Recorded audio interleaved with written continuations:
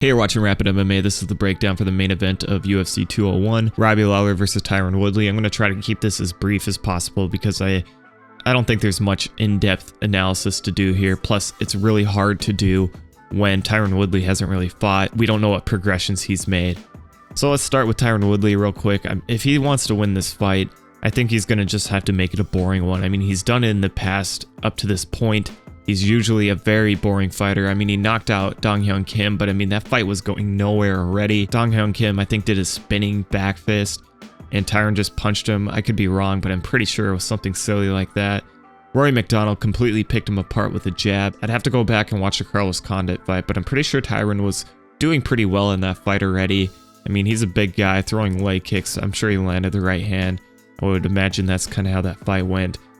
Josh Koscheck, I mean, what can you say about that? Jake Shields, I mean, that's an interesting one. Jake Shields landed a lot of leg kicks, was able to outstrike him on the feet. Tyron Woodley landed a few right hands here and there. Tyron was hardly able to out-wrestle Jake Shields or grapple him on the feet in the clinch. I mean, he did reverse position here and there, but he gassed out in that fight.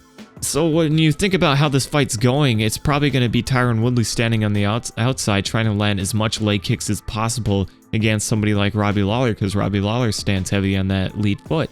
I mean, he's been picked apart with leg kicks before, so with somebody who's as powerful as Tyron Woodley, especially with his kicks, that's something he's going to look for, and over time, he's going to try to get a takedown.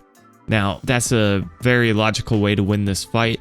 Avoid any of the strikes as much as possible. If the opening's there, engage. If he needs to counter with a left hand and a right, which he's done in the past, then he'll do it. But I think the body kick with the open stance, I think the leg kick and pressing Robbie up against the fence if he can, and try to get takedowns over the course of a 5-round fight, that's probably going to be the way he does it. I think he's going to be very conservative in the first few rounds. Probably not try to grapple too much. Maybe he will. Maybe he'll try to press him against the fence and just put his weight on him. I can see that happening. Try to tire out those arms. And then as 3, 4, and 5th rounds come up, try to take him down more and work that leg kick all throughout the fight. I think that's how Tyron's going to try to take this fight. For Robbie, I think it's also a battle of attacking that lead leg. And I think it's going to be a smart tactic by Lawler. And then pretty soon it'll be a feint where Robbie's just stepping past the lead leg and landing the right hand or the left hand down the pipe.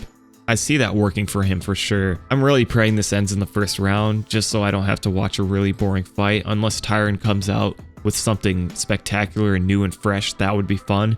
But just based on history and how everything has worked out for Woodley, it's going to be very interesting. My prediction, other than the two I just kind of gave, I think my pick, is probably going to be Robbie Lawler. I think at this stage in his career, despite the wars that he's had, I still think he's a very good fighter.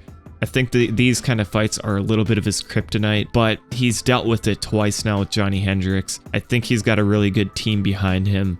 He's got 20 wins by knockout. He's got 6 wins by decision and 1 by submission, but 20 wins by knockout. 38 total fights. Tyron Woodley has 18 total fights. I mean, this guy's experienced. He's seen it all. He knows what to do. He's disciplined. He's smart in his approach. He's smart with the southpaw stance and his use of his hands. And Tyron Woodley's not that confident in his hands. And I think even with the timeout, it's going to take longer than that for someone like him to get comfortable. So if Tyron can make this a long, drawn-out fight and he doesn't engage, attacks the lead leg, presses Robbie up against the fence, gets a takedown here and there, Tyron's going to win. But I think it really depends on the approach Lawler decides to take here. I think he's going to try to press the action. I think he's going to try to check leg kicks. I think he's going to attack with leg kicks.